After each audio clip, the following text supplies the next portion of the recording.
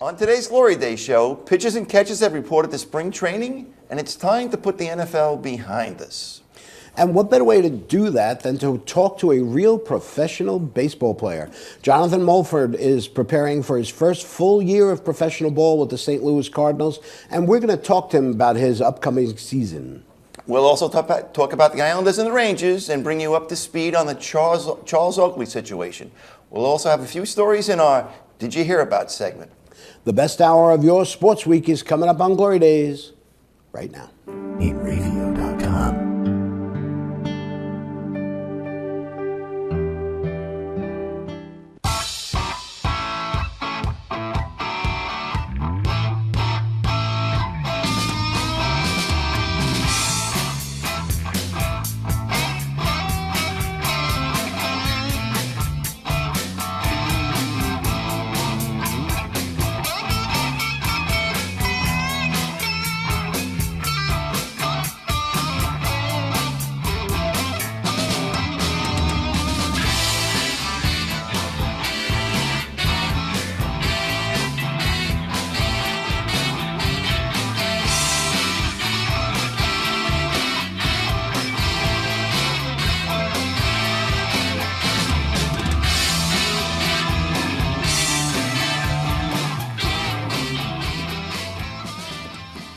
Hello again, everybody. Today is Saturday, February 18th, 2017, and you are watching the Glory Days show with Bruce and Disco.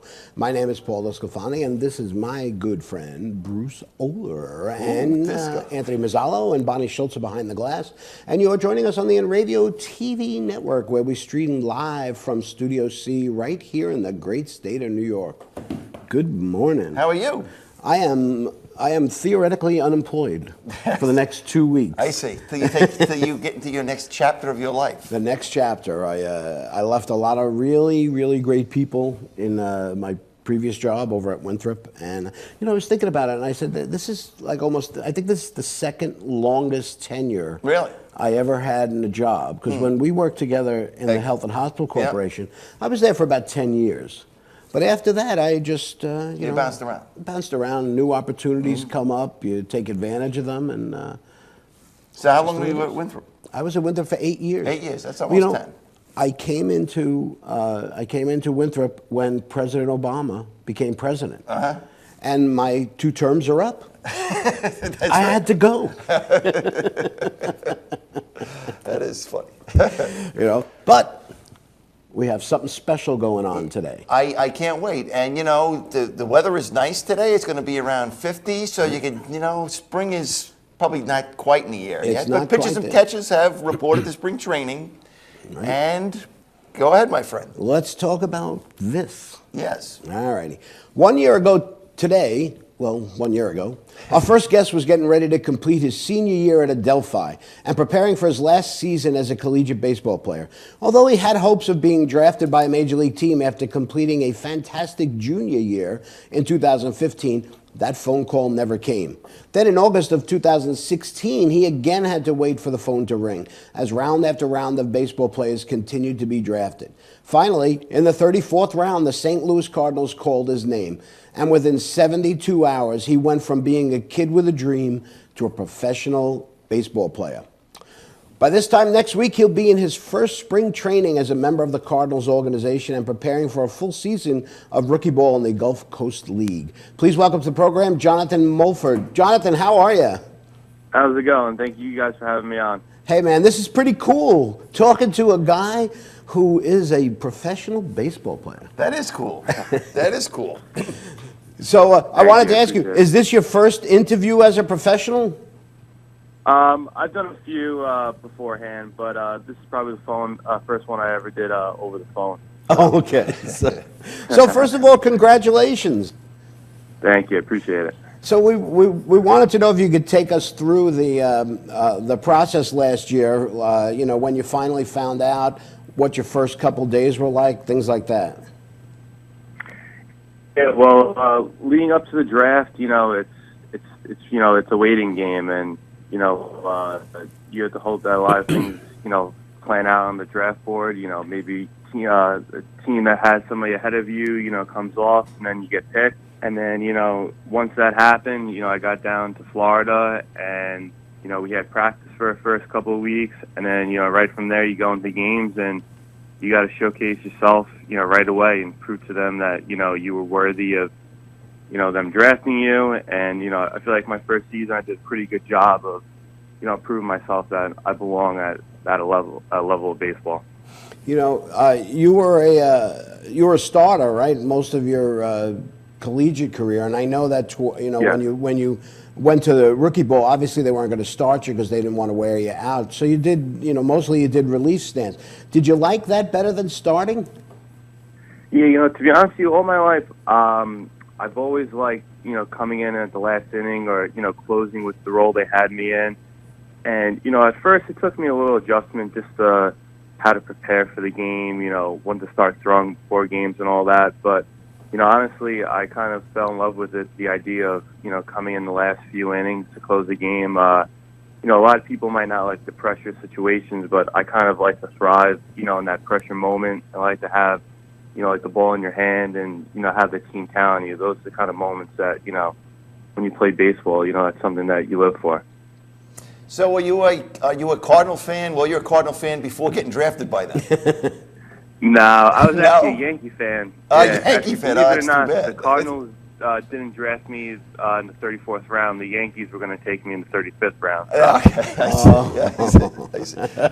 But so do you have a favorite past or present Cardinal? You know what?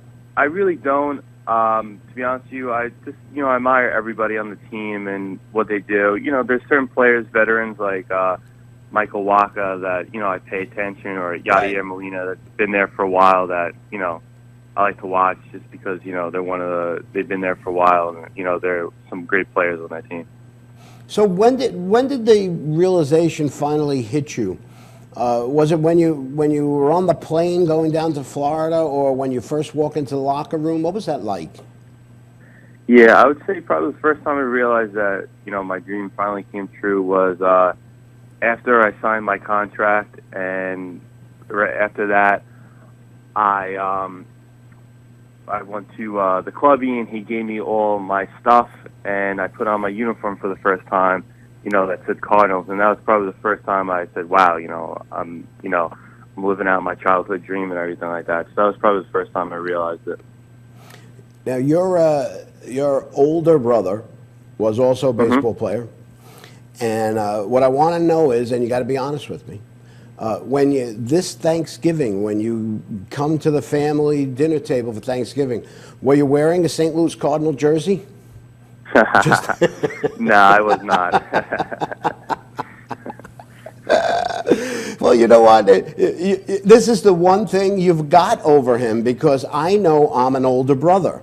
Now, my brother Tony's 4 years younger than me, and you know Tony. We've all, my brother and myself, we've known your father for years and years.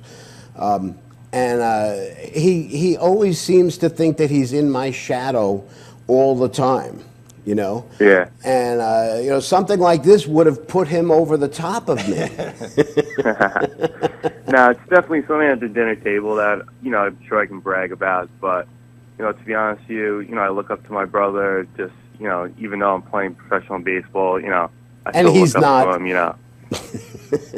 Yeah, and he doesn't get jealous at all. So, it's still all good. So listen, when it came time to sign your contract, is your dad your agent, or do you have a professional agent? No, actually, I got really fortunate. At Adelphi, one of the kids on the team, his dad is an agent. His name is Seth Levinson, and he so happens to be one of the biggest agents in baseball. So really? David Wright, right? Yeah, my Adelphi career, he's been helping me out. So, before I signed the paperwork, he told me, all the information I would need and pretty much what the contract would look like.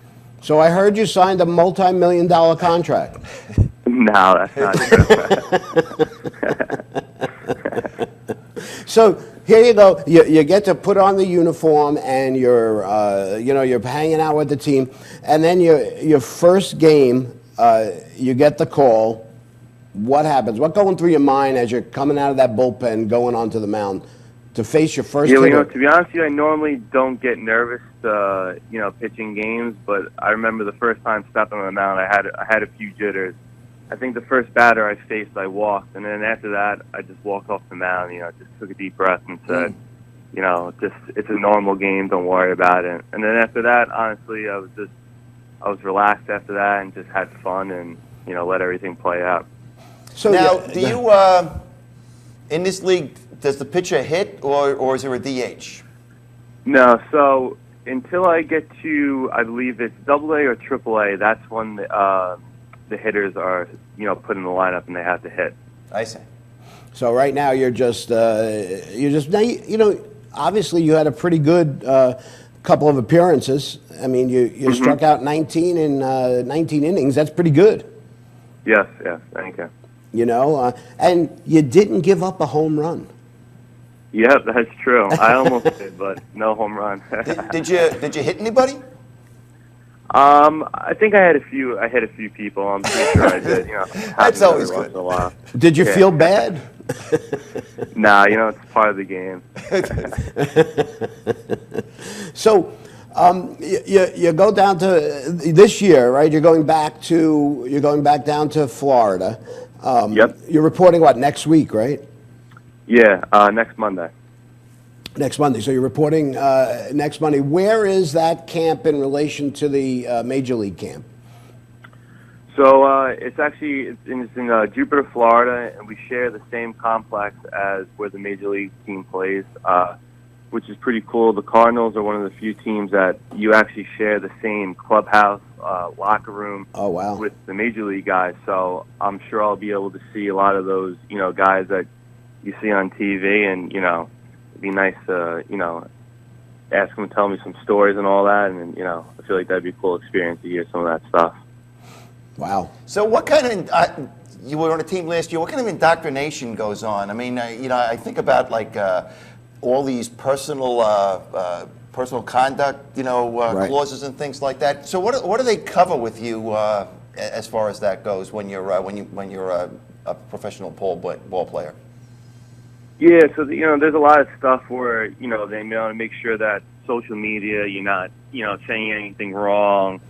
When we walk into the clubhouse, we got to put our phones away. They want us taking pictures of each other and God forbid blackmailing each other. So they try to keep it they try to keep it professional, and that the last thing the club wants to have is somebody, on TV did something wrong. So, they want to make sure that, you're under, everybody's watching you. So you got to make sure that you watch what you do, and you got to be careful what you say and, your actions and all that. Is there any kind of tweeting policy? Yeah. Tell you not to tweet? Not like the president or what? They say, for instance, I'm a Yankee fan. They really don't want me tweeting, something about the Yankees. They want you to kind of keep it towards the Cardinals because there's somebody always in the Cardinals organization that their job is social media relations, and they're constantly checking your Twitter page. So, to be honest with you, I don't even really bother tweeting anymore. I try to be careful because that's the last thing I want is somebody calling me up and saying you can't tweet that and all that. But one of my friends used to say, when you're being indiscreet, be discreet. Exactly, yeah. Your dad was telling me that right after you got drafted, you got a phone call from the Cardinals organization. And I think the GM or whoever it was had told you, listen, I know you're going to go out and enjoy yourself tonight, and you should celebrate this. But just remember, you're not a Cardinal yet, or something along those things. Yeah, they just, said enjoy the moment because obviously, it's a once-in-a-lifetime opportunity. But, you hear stories, I've heard stories before where people go out before they get drafted, God forbid they break something, and then, they come down to sign something, the team's not going to want to sign them after, something like that happens. So, I had fun, but you just got to be careful of, your actions and all that. Well, when you look at something like what happened recently to Darrelle Revis here, all of a sudden as a professional athlete, people are going to try and either take advantage of you or push you a little bit or, anything that they could do, so that all of a sudden now obviously your life has changed a little bit, right? Mm-hmm. Yeah, for sure. You know, so now you have to be careful. And you know what else you have to be careful about? Women. What? And being a Yankee fan. And being a Yankee fan. Now, what are you going to do if you become a major league player for the Cardinals and you have to play against the Yankees? What's that going to be like?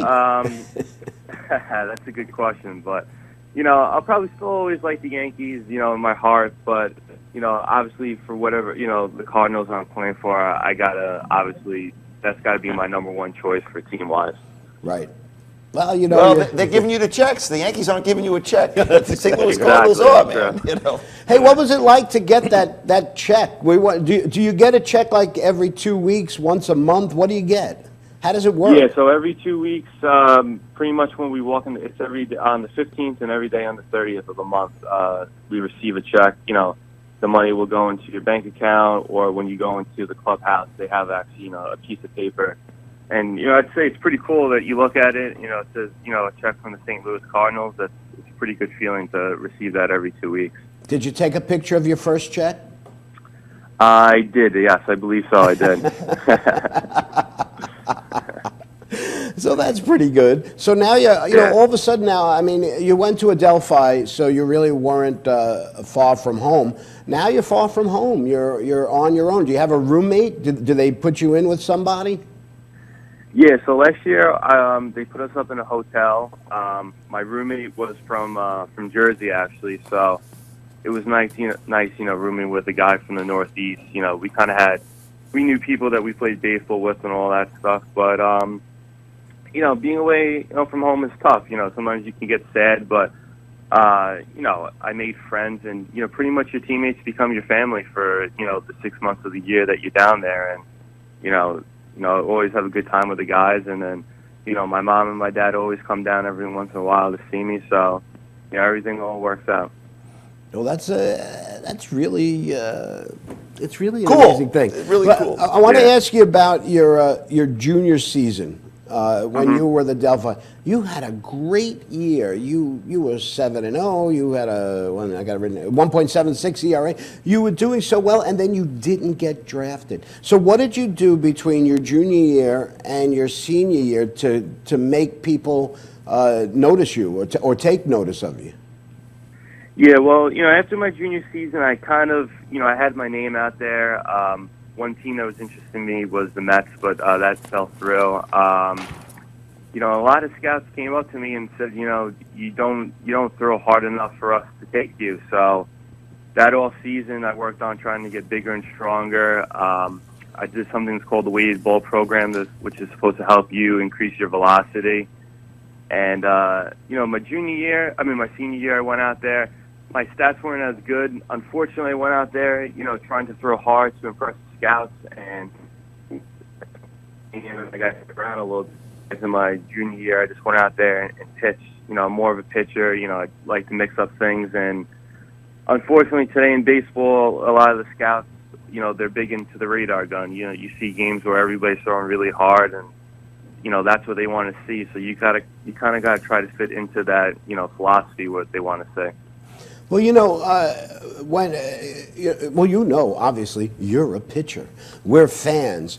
And to me, you know, speed is one thing, but speed doesn't do it. Anybody in the major league level can hit a 100-mile-per-hour fastball. It's movement, it's location, and it's how you fool the hitters, and it's how you change speeds up. Look at Greg Maddux. Greg Maddux couldn't throw it more than 84 miles an hour, yet he's a Hall of Fame pitcher. Right. Mm.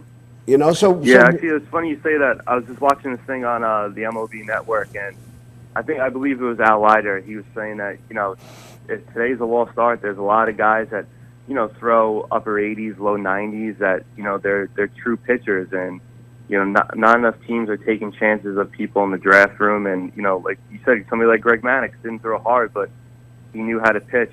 And then you get somebody like Aroldis Chapman. You know, people are obsessed with, you know, his 100-mile-per-hour fastball, but you know, if he's throwing it right down the middle every time, you know, people are good enough at the professional level, they'll eventually start hitting you.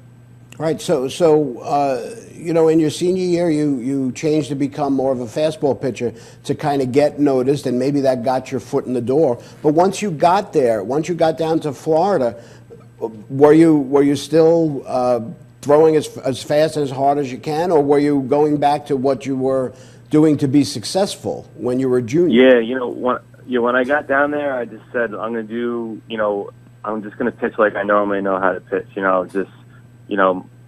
Command my fastball, mix speeds, change locations and all that stuff. And, that's really the type of pitcher I am, opposed to just, rearing it back and trying to throw as hard as I can. Because, like you said, once you start throwing hard, sometimes your ball gets flat and it doesn't move as much. And, at this level, people are going to be able to hit that.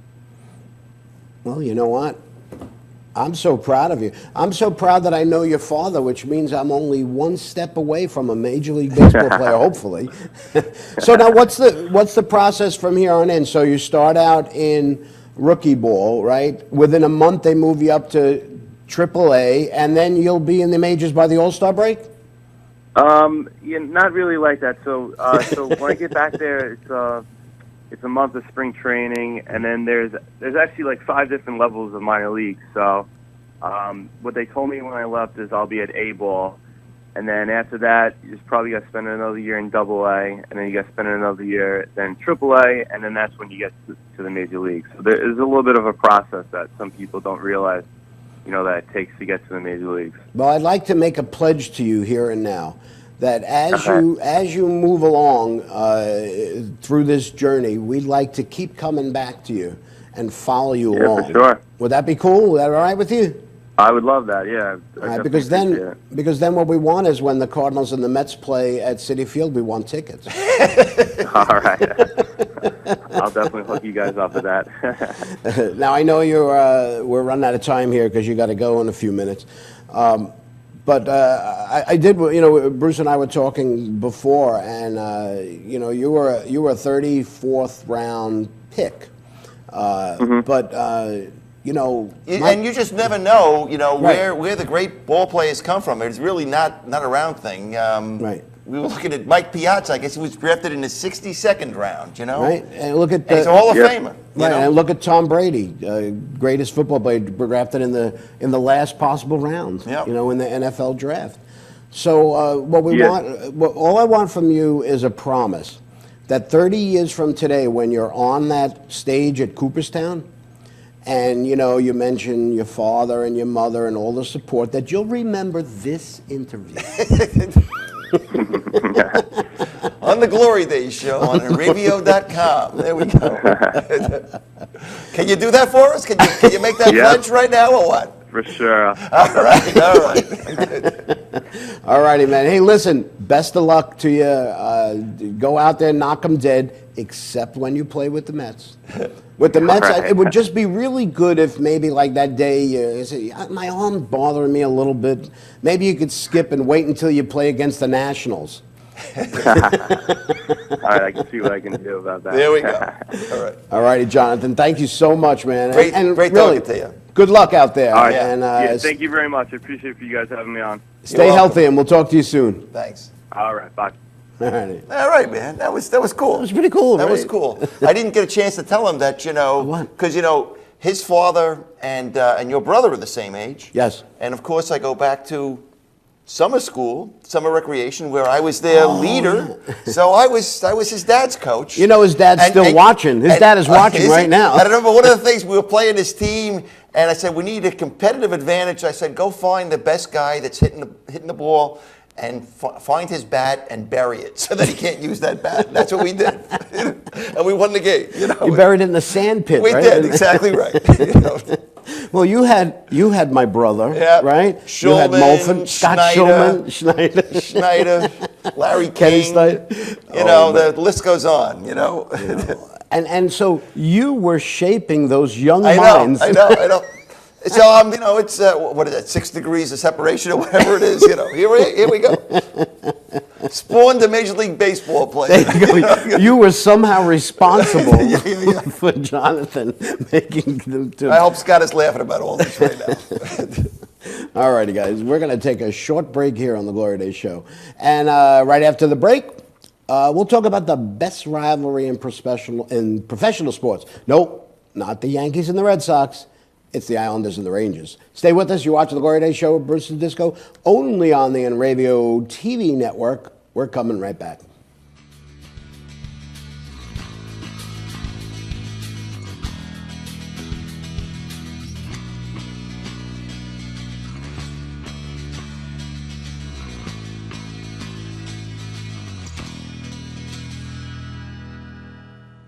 Hey, this is Chris Les Jake, and if Inravio.com spots you at an event wearing this bracelet, they will give you $100. For over 60 years, Hanson Carpet has put the customer first, providing only the finest quality products and service. And Hanson Carpet is so much more than just carpet. We also carry a wide selection of window blinds and shades, and our licensed and insured technicians can service any of your flooring or window covering needs. Browse our huge selection of laminate, carpet, linoleum, vinyl, and tile. Stop by our showroom today or visit HansonCarpet.com. No matter what your project, Hanson Carpet has got you covered.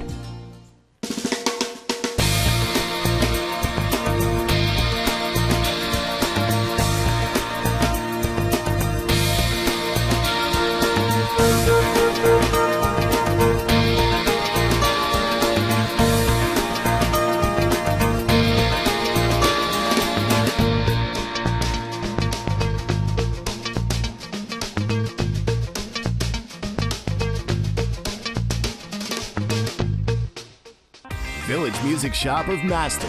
1-800-HEY-DUDE. Your full-service store with personalized attention, school band instrument rentals and sales, music instruction on all instruments for all styles and age groups, for guitars, drums, amplifiers, PA systems, and accessories. It's Village Music Shop, 1495 Montauk Highway in Mastic. Call 1-800-HEY-DUDE or go to villagemusicshop.com.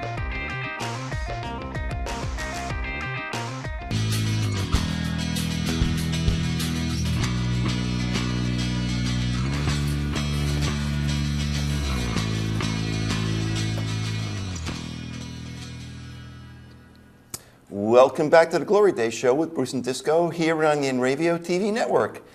It usually doesn't matter which team is up and which team is down. When the Islanders and the Rangers get together, it's usually something special. One of the newest Islanders, Jason Chimera, said, "I've only been here 6 months and I hate them. It's not just the team, it's the people that cheer for them. You hear your neighbors talking about the Rangers and you just want to beat them that much more."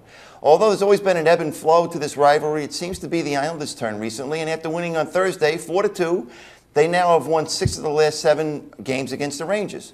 As a matter of fact, the Rangers have never beaten the Islanders in the Barclays Center, losing all 4 games. Even with the win on Thursday, the Islanders are still 13 points behind the Rangers in the standings, a fact that many Ranger fans keep posting on social media. But they now close to just 1 point out of the final wildcard spot in the Eastern Conference. A place that was just 6 weeks away seemed almost unattainable. You know, the great thing about this rivalry, and it always has been, I think it's not only the intensity of the fans and the players, it's the fact that they used to play each other like 10, 11 times during the season. You know, and we had our first and almost greatest playoff victory against them. Well, that was. I mean, it's right. You know, and we actually have a Ranger fan amongst us. It's our good pal. The man behind the glass. The man behind the glass. How's it going, guys? All right. How are you? Now, Anthony's usually pretty chirpy when we come in the morning, yes. And he was. For the last 2 weeks, Well, he's been wearing his Tom Brady jerseys. Brady stuff. So I happened to ask him. I said, because I wasn't sure if he was a Ranger fan or not, and of course he said he was, but he wasn't talking too much about it after that game. No. I noticed you're not wearing a Ranger jersey today. I have no comment for that. No comment. Silence is gold. Especially So coming from a Ranger fan. we've obviously been involved in this rivalry for a long time, and from the beginning of time,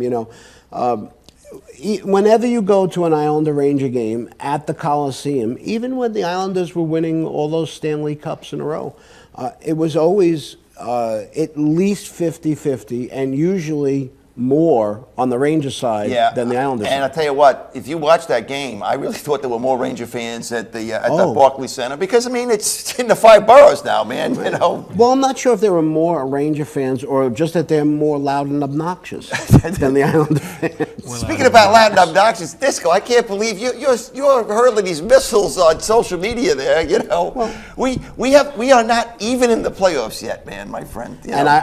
And I acknowledged that from the beginning. Yeah. Well, you chirping as Inky, you know. Like, absolutely. You don't want to face us in the playoffs, and he said you got to get to the playoffs first, and he's right. Every time Michael Grabner scores a goal, he posts something on his Facebook page to say thank you, Islanders. Right? I mean, even though he forgets that. He went to Toronto, and Toronto traded him to the Rangers, not the Islanders. I think he went to. I think he played out in L.A. too. I think he played in California before that too. And it was his.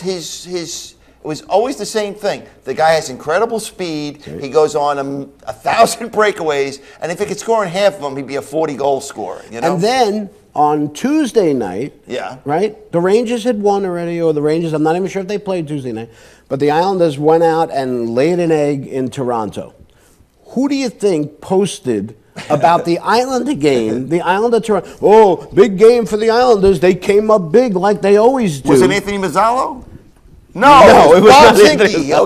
Okay. So from now on, apparently, whenever I say something bad about Ranger fans, I have to say I'm only talking about Bob Zinke because every Ranger fan friend that I have lost their mind. Yeah, well, I was sitting there saying, man, this guy's pouring gasoline on a fire is what he's doing. But you know me. I know. I'm a crap stirrer. Let's see what Donald Trump has got to say. Our leaders are stupid. Our politicians are stupid. But you know what? That's what makes it so great. Yeah. What's funny though is that, you know, whenever I post something about it, the Ranger fans get so mad at it. They're like Democrats, the liberals in the Democratic Party. You know, they could say whatever they want about the Islanders, but we can't say anything about them. And they keep, it's like, you know how Yankee fans keep throwing that 26 World Series into your face every time you mention it? And that is a deal breaker. That ends all conversation. Yeah. Right? Because how do you come back from that? It's a nuclear option is what it is. You know, so my nuclear option with Ranger fans, and I know that if you mention to them 4 state Stanley Cups, they go, oh, you haven't won a Stanley Cup in 40 years, right? And I know that comes back, and that's fine. But the thing you have to tell Ranger fans is 1 Stanley Cup in 76 years. Yeah. That doesn't flow off the tongue as well as 1940. I used to love that one, man. That always shut them all up. But you can't do that. They won in 94, I think is when they won, right? So, Anthony, do you hate Islander fans? I don't hate Islander fans. One of my best friends is an Islander fan. Okay. I just hate the Islanders in general. And why is that? I need to know why. You live on Long Island, my friend, don't you? I know I live on Long Island, but the Rangers have been my team since I was born. Why? I've been born and bred a Ranger fan. Was your father a Ranger fan or your family? My mother was. Oh, okay. My mother's a Ranger fan. Well, so I can understand that then. Yeah. Because, you know, my children have always wanted to know why they have to root for the Mets and not the Yankees, since they were born and in the era of the Yankees being great. And that's funny. And it comes from your family. Yeah. It's funny because my father is a Met fan, but my mother's a Yankee fan. Ooh. So my mom won most of the sports. And you're a Met fan or a Yankee fan? Yankee fan. He's a Yankee fan. Your mom didn't win that one, did she? Okay. Yeah. We really have nothing in common with him at all. No, not really. But it just seems that, you know, that even during the year, I think this is what bothers me the most, okay? During all those years that the Islanders were winning, the Ranger fans never gave us any credit. Well, I wouldn't say the Rangers. I mean, I remember Stu Schiffman, who's another big Ranger fan. Stu Schiffman. You know, and I always think he gave the Islanders their props. And I thought Swan did too, if you really think about it, you know? But most Ranger fans didn't. You know what they kept throwing back in our face? well, you haven't beat Montreal. Well, that was a Schiffman thing for sure. That's true. That's true. Maybe who you Schiffman beat. wasn't so much. I don't know. Of course, the Islanders, they have 2 big games coming up today and tomorrow. And they're playing those hated Jersey Devils, Yeah, back to back. Back I to mean, back, home and yeah. home, right? Yep. And Playing at Prudential Center tonight, and then tomorrow at 6 o'clock they're playing at the Barclays Center. And the other thing is they, is in a quirk of the schedule, they have 18 of their last 26 games are on the road. Yeah. We really haven't been that good of a team on the road. Yeah. Well, I mean, if they deserve to be in the playoffs, they have to become a road And I team. mean, if you look at just the box score of that Tuesday game against Toronto, the 7-1. I thought they were playing a pretty good game, and all of a sudden they were. were down 3-1, and then the wheels just fell off. Well, you know man. what? It was 2-0. Yeah. They made it 2-1. Yeah. And then they gave up a goal in the second period to make it 3-1. But they were playing better. They were actually outplaying them. And then they gave up that quick goal in the third period to make it 4-1, and then that was it. What's up? Oh, you got Scott Mulvin on the phone. Put him through. Hey, Scott, how are you? Hey, Paul, how's everything? Bruce, how's it going? Good, Scott. Good to talk to you, my friend. And interestingly enough, we just spoke to a baseball player whose last name is Mulford. Mulford, yeah. And my wife and I were watching it, and there was a point of the show, and you were talking about Scott and Jonathan. Yeah. And, is his brother jealous? And I have to tell you something, and I thought you were going to ask this question because your son played on this team. Yes. I think, and if you would have asked Jonathan what was your biggest regret in high school, was that he never won. Both his older brother Scott and your son James. Right. They played on arguably probably one of the best high school teams that ever came out of Long Island. Right. They were state champs. We're state champions that They year. were state champs, 29-0. I mean, I think they were ranked 10th in the nation. Yeah. And, Jonathan was a young kid watching all these kids play. Your son, my son, the Scuderos and the Bartletts and the Prokopovits of the world were his idols. Right. And to this day, him, if he sees Chris Capiera, who was one of the high school coaches, him and Chris will always say one of the biggest regrets that I ever had that Johnson's year never won. Don't forget that year they had 2 boys that were both drafted. Ryan McCormick was drafted by the Colorado Rockies and Johnson, and they didn't even win counties. Wow. And Jonathan will always say, man, I would have given up my all county awards and all the awards that I won in high school just to win a county championship and to win a state championship because he never won, and that really ate away at him. Right. And, Just like we thought about the Rangers, you could say 1940, I guess Scott could always say, hey, New York State champs. He could say, right? So exactly. Right. And he always has that. I mean, he had to bring upstairs and all, and really, this was the first year. I don't know if Jonathan told you, but his team, when he went down to the Gulf Coast League, they won the championship. Oh, they did? No, he didn't mentioned tell it. us that. Yeah, the really nice thing that the Cardinals are doing is they're giving. This is the first time a Gulf Coast Cardinal team won, so they're giving them all rings, and they're going to present it in front of the big league Cardinals. How great is that? Wow. Yeah. You going to go down for that or what? We are. Yep. Wow, We're beautiful. going down. That should be great. Around I think it's March 10th. So that would be pretty cool. But Jonathan, with all his accomplishments, he never. He always his main thing is I never won in high school. And at least when he went, and even in college, he never. They went to a lot of conference championships, but he never won. And if you asked him, I thought you almost had him on the ropes there when you were talking about the brother being jealous. But if you asked him point blank, hey, your brother's team won in high school, he would have said, I would have given up anything to be We'll remember on that a the next team time like we that. talk to him, because he did say he's going to be on the show from time to time. Yeah. Oh, We've asked him. you know what, guys? What? Even when he's down in spring training, give him a call. I'm sure he would love to. We're and going even to if because you I'm going to keep an eye on him and see how he's doing Yep. because with with the internet and things now we could do that so we're going to keep an eye on him. We'll keep an eye on him for you so you don't have to worry as much about him. We'll be keeping. Yeah, well, I definitely, I'm a baseball fan like you guys, so I love going down there. I mean, I can go down and watch a Little League game that I don't know anyone there. Right, yeah. I just love watching baseball, and I really, I love Bruce's reference to the old days of summer rec days, and I remember when Bruce said, Find a kid that's the best player on our team and find his bat. I remember that saying and all. But it's all about strategy, man.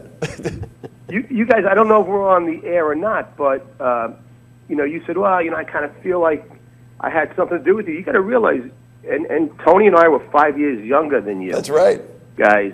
We kind of looked up to you. You guys were like our childhood heroes. And, you did.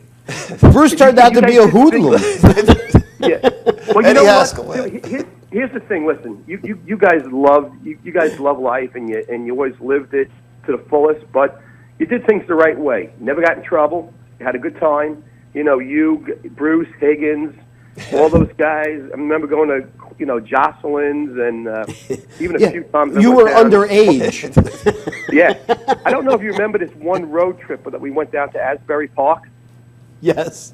You remember that? I was maybe like 14 years old, and you guys were going down to Asbury Park. And I remember you guys pulling up, me and Tony hanging out on the front lawn in your parents' house.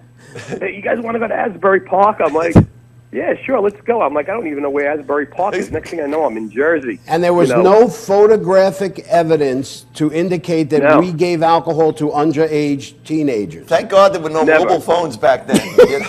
Yeah, and I never remember that anyway. So that's good. No one that will ever say that and all. All righty, man. We got to go. We're coming up against the break. Thanks for calling, Scott. Good talking to you. But that was a good interview. That was really good. Yeah, that was fun, man. We'll talk to you. Thanks for calling in. All right. Take care. Bye. Bye. That's Scott Mulford. So we've had two Mulfords on the phone. What are the odds of that? All righty, we're going to take another break here on the Glory Days Show, and when we get back, we'll have a few stories in our Did You Hear About segment. Stay with us. You're watching the Glory Days Show with Bruce Disco, only on the Inravio TV network. Coming right back.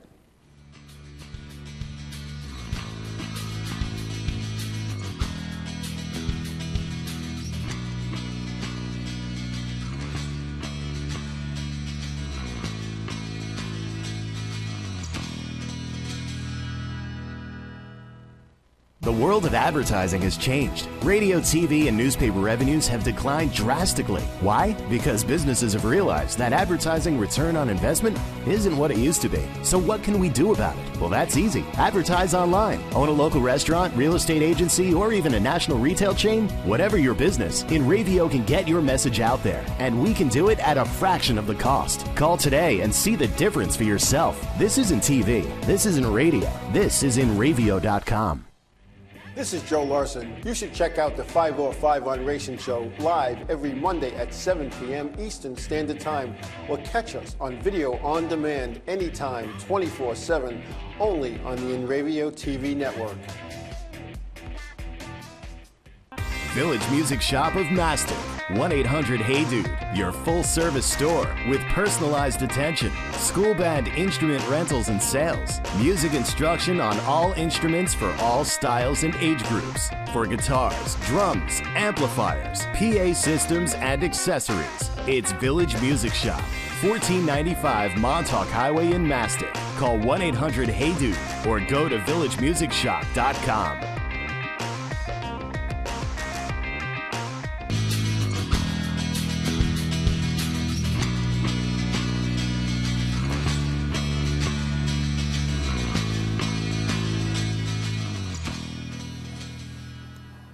Welcome back to the Glory Days Show with Bruce Disco here on the Inravio TV network. And we here on the Glory Days Show know that you can get your scores, your sports scores, and more with just a click of a mouse or the swipe of a finger from any sports site on the World Wide Web. That's why we like to try and bring you our sophisticated yet slightly twisted audience stories that, if you are a music lover, would be considered deep tracks. The bizarre, the macabre, the slightly hard to believe. It's a segment that we call Did You Hear About? Right on cue, did it? That's sweet. That's why he's such a good producer. Because Despite he can being a Ranger multitask. fan and a Brady fan. Well, he can multitask. He can do a lot of different things. All righty. So, story number one comes from down under in Australia. If you have attended a sporting event or watched one on TV, you know that athletes are subject to injuries at any time. Some seem harmless, like sprains. Others are nasty. A certain injury to Washington quarterback Joe Theismann on Monday Night Football comes to mind as the replay showed Giants linebacker Lawrence Taylor actually snapping his fibula. Was it his fibula? I believe so. Right? Okay. But have you ever seen someone's eyeball pop out of their socket? Well, maybe you should watch more Australian men's basketball. Really? Akili Mitchell, an American basketball player playing for the New Zealand Breakers, was being guarded as he drove the lane, only to be accidentally hit in the face by his opponent. While that would normally not be a huge problem and just a foul, well, let's Akili tell us in his own words what happened. Okay? Whose other words would that be? I don't know. Okay. All right. My eye was out of my head. It was a little painful. I felt like I got poked in the eye, so I opened my eye and I'm looking up and I could see everything. My eye is still moving, but it's kind of out. I mean, look at that picture. His eyes are already big. He's exactly right. Right? He looks like Marty Feldman. All righty. Apparently, an opponent named Nana Equiu, his hand had come into contact with Mitchell's eye, causing it to pop out of its socket. Mitchell admitted that everything felt normal a few hours after the incident. In fact, doctors initially didn't believe him when he arrived at the hospital because the eyeball had moved back into the socket while he was in the ambulance. Do you know it could do that? I did not. After maybe 5 or 10 minutes, it kind of felt like it was moving back into place, Mitchell said. The specialist on call, I don't think he believed me. He was asking to see video. He didn't see any damage, and he was just trying to validate that it had come out of place. Everybody there was like, yes, it came out. And that's a... Wow. That looks like something from a cartoon, man. Right? It looks like, you know. He said, I can't really describe what it felt like. I was kind of like a suction. My eye was so dry from being open all the day, it was just like, this is great, I can blink. Right? Amazingly, Mitchell's injury has caused no permanent damage to his vision. And for those of you with inquiring minds, the game did continue, and the Breakers lost to the Karen Taipans 94-81. So when was the last time your eye came out of your socket? I don't think it ever has, man, you know. At least not to my knowledge. I can't imagine. Although maybe on one of those trips down to Asbury Park it might have. I don't know. Well, you know, it would have been very red. Yes, yeah. Well, I guess, you know, I guess your eyes did come out of your socket. it sounds like it didn't pop. You know, I'm thinking it popped out like here. I didn't know if it was like hanging like you would see on an optic nerve. I mean, I don't know how much that thing can stretch. I don't know. It looked like it kind of like, I don't know if it wasn't hanging like this, you know. Right. But he said he looked up and he could see everything.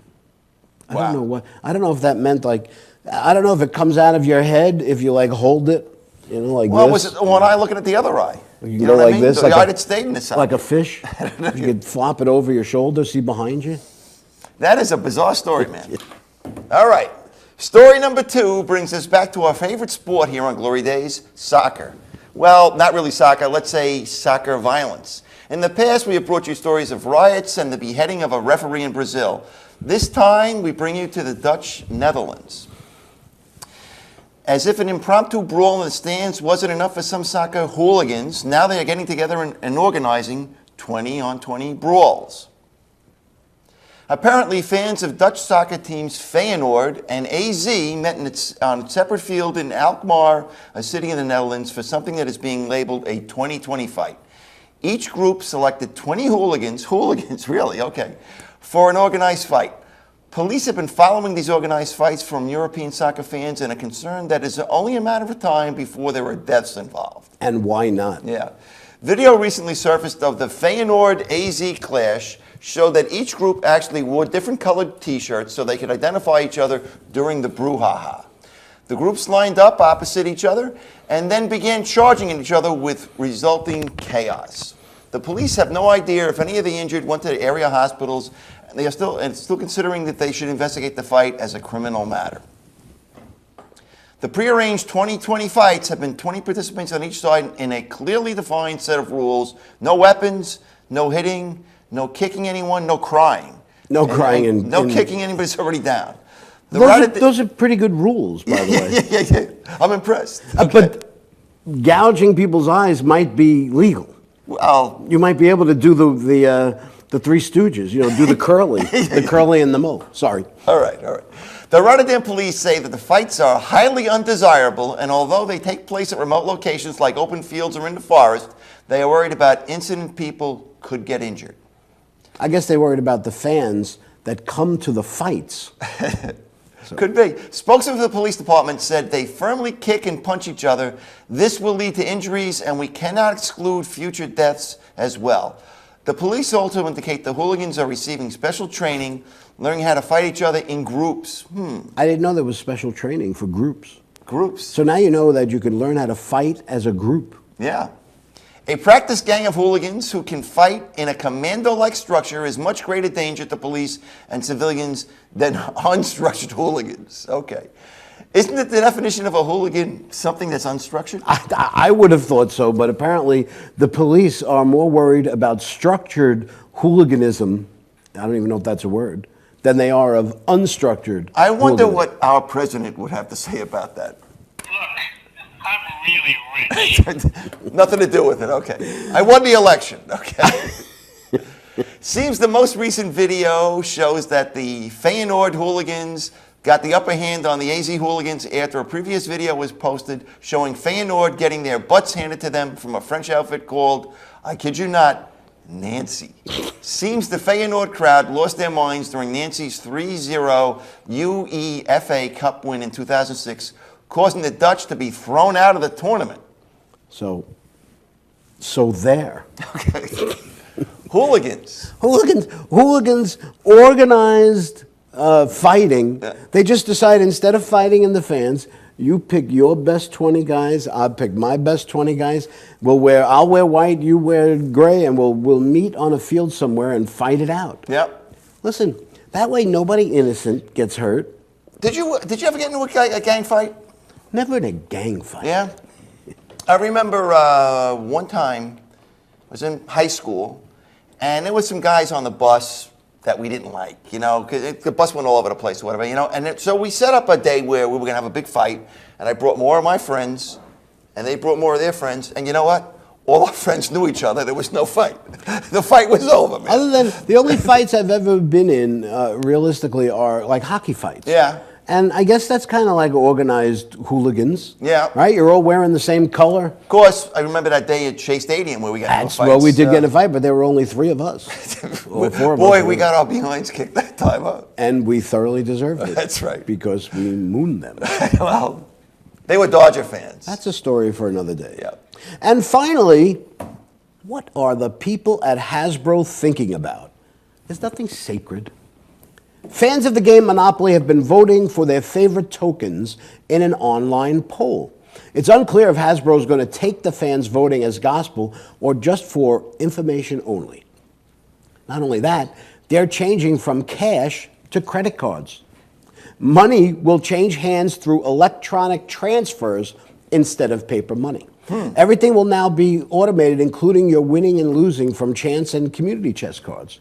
So they're going to have an electronic banker. You're going to put your card in, and now they have to figure out a way to hack into that computer system. Well, that's the whole thing, because the best part about being the banker when you play Monopoly is that you can cheat. That's right. The banker always is going like this: one for you, one for me, one for you, one for me. Did you ever notice the banker always wins in Monopoly? Well, yes. Let me ask you a question: have you ever finished a Monopoly game ever?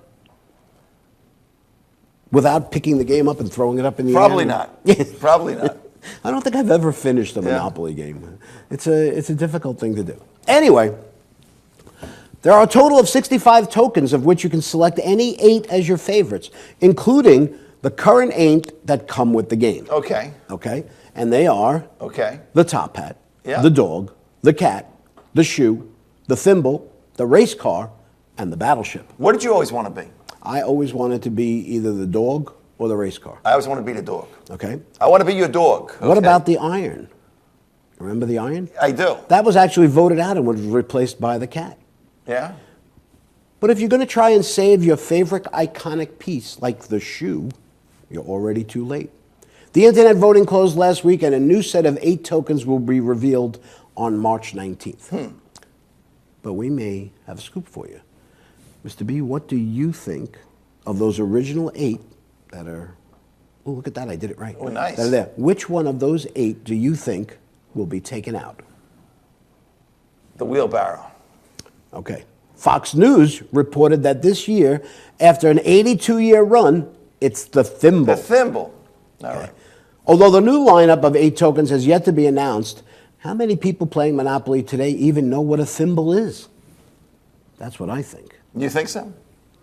Anyway, like I said before, my favorite has always been the car and the dog. But if I had to vote for 8 completely new pieces, and this is legitimate, okay, not making this up. So these are in play? These are on the website, okay, that you could have voted for. Okay. Okay, here's what they are. They're different colors. Well, I don't know why they're good. I don't know, maybe they're coming in gold from now. All right, first of all, the dinosaur. All right. What's more frightening than a T-Rex, right? There's the roller skate. It's fast, it's smooth. Sliced bread. Sliced bread, that's horrible. After that's all, horrible. well, there's nothing better than sliced bread. Yeah. Okay. The monster truck rolls over everything. The Texas boot. Would you want to be kicked by that thing? No. Okay. The thumbs up. Yeah. Just because it's great. Okay. The racehorse, yeah, which would probably be the fastest piece on the board. And the sunglasses, just to be cool. Okay. All right. So I got 2 more.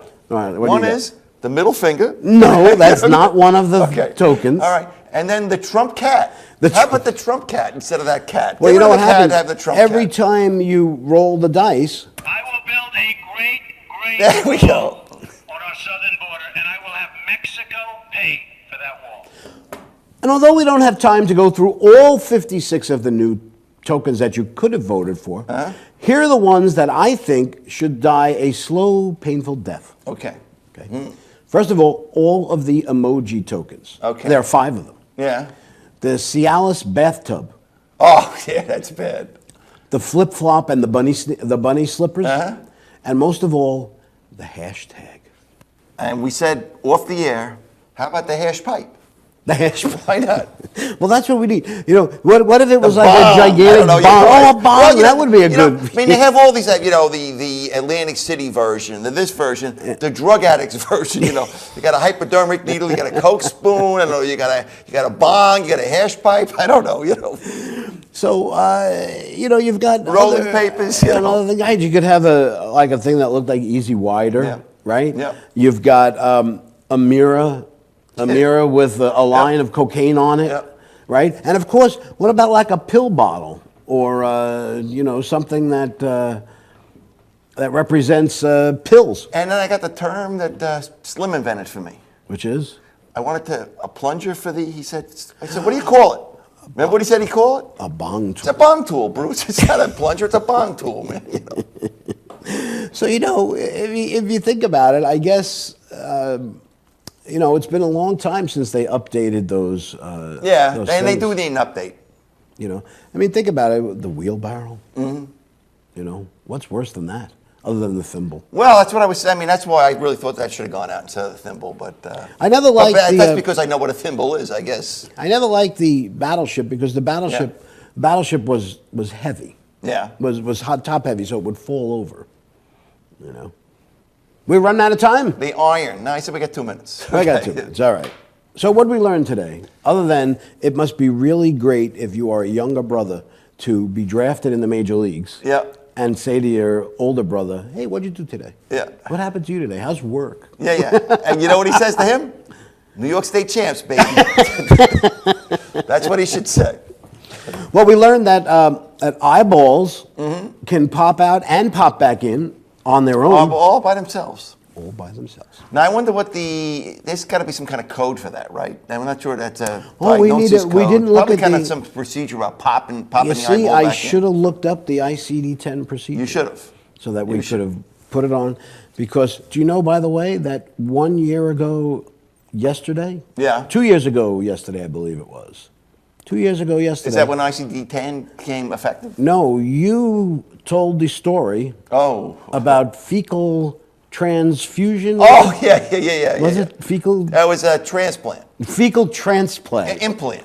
It's an implant. Fecal implant. Implant, yes. So you should really go to the Glory Days on demand page and look up that show. Yeah, that was a...